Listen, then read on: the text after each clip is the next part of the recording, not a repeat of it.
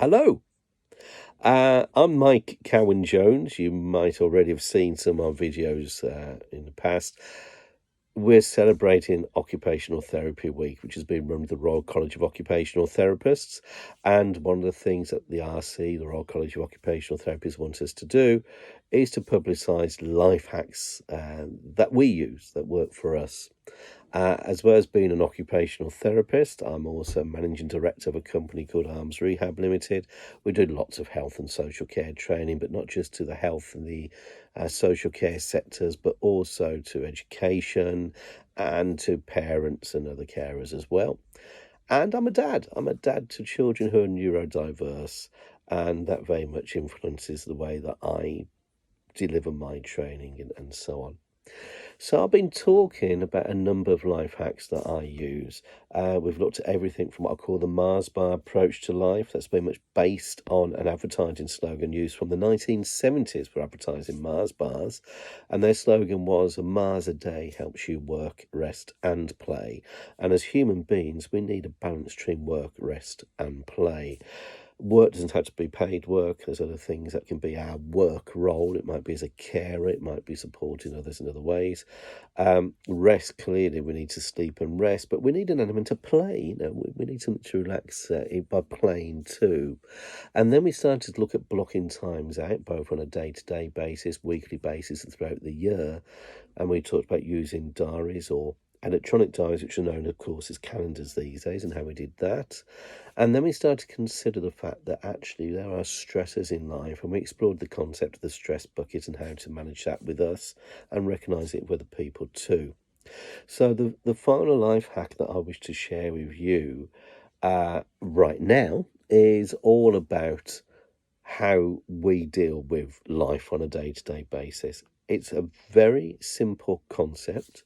It's one which you might doubt initially, but I can assure you from personal experience, as can many of people that I know, that if you persevere with this, it genuinely makes a difference. And let me explain a bit more. We need to be conscious that how we present to other people is how other people will react to us.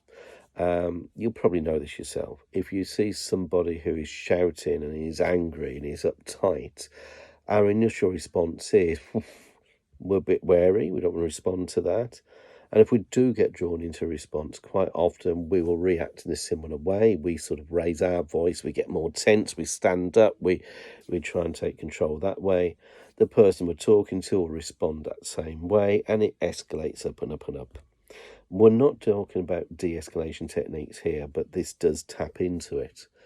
You'll also know, and you might recall this, maybe you go to school, college, maybe you've been on training events if you're an adult listening to this in the workplace, where how well you engage with a training subject is directly related to the individual talking to you. So when you've got what I call death by PowerPoint, when someone's got a PowerPoint presentation and they're stuck behind a computer screen and all you hear is this monotonous voice reading out the contents of the computer screen. Next slide. And this slide, of course, says, and I'll read that out, and next slide. You very quickly shut off and don't engage. But you've got someone who clearly knows their subjects. Yeah, might use the PowerPoint occasionally, but it's a form of reference. They come out and infuse, and they care about the subject they're doing, and they make it personal. You're more likely to engage with them. Yeah, would you agree? Yeah, okay, it's fair enough. So that's my perspective. And there is a well-known theory which says that the way we present to others will directly influence how someone presents to ourselves. People who are autistic people will often talk, and there's others as well who say this, about an aura around a person. It's very difficult to put into words, but it's a sense about whether that individual is a calming influence and you feel okay with them, or whether they're not. It's what I call one of the super skills when it comes to autistic people, because they pick up on the non-verbal a lot more than we do. So the way we present is going to influence others. That means that when you go into a meeting and you feel, oh, I hate this, there's loads of people that are going to intimidate me here. when we automatically respond in the way where we're meek and we're mild, and I do not mean that in a derogatory way, please do not misinterpret, but we sit there, we don't engage, we can't talk to people, and I accept that can be really difficult, so please don't misunderstand. But it's going to be very difficult for others to listen and take your viewpoint. Whereas if you stand up and you're talking aloud, not shouting, a loud voice, you keep an upright posture, you try and make eye contact with people as much as possible. And as I say, I recognise that's not always possible with people, so that's okay. But you'll get a completely different response from people as you do that. Although, be careful, don't start standing up, thumping the table and shouting, because you'll get another response again. Now, it's how do we get to that point? How do we get people to engage? And the thought behind it is that the way we think directly affects the way we behave. The way we behave directly affects how other people think.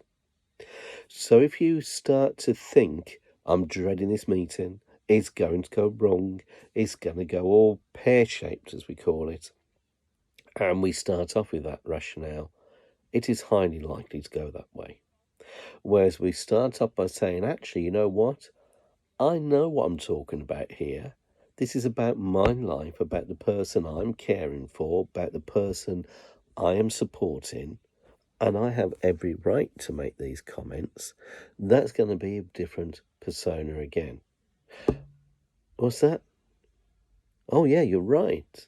You won't necessarily be thinking that at first. And this is how the theory works. The more you think about it, the more you act it out, the more the acting out influences how you feel. Now, there are things you can do to help that. One of the things in an anxiety-provoking situation is there's a physiological response. The body will tense up, our breathing will increase, our stomach will tighten, we get that knot in our stomach, and our voice will go up and it'll go up an octave or two, and we sound really anxious. So learning to recognise that, breathe, take a breath. If you're not sure what you're going to say, have notes in front of you and do not be intimidated. Excuse me, hang on a minute. Let me refer back to my notes. I was involved in a charity raising event recently. There's a number of us amateurs who are up on stage trying our hand at comedy. Everyone was really, really good. And there's one gentleman in particular who partway through, up on stage in front of 160 people, forgot his lines. Now, clearly he was anxious about this, but he stopped. He took his script out of his pocket, he worked through to where he was, and he carried on. The feedback from the audience was that they actually felt more positive towards him than some who knew all their lines in the first place, because they recognised in him the struggle. They saw that he took it on, and he got on and did it anyway. And that's what I'm saying to you. Think it through. Be positive. Act it out. Have your notes. Don't be afraid to make notes during a meeting.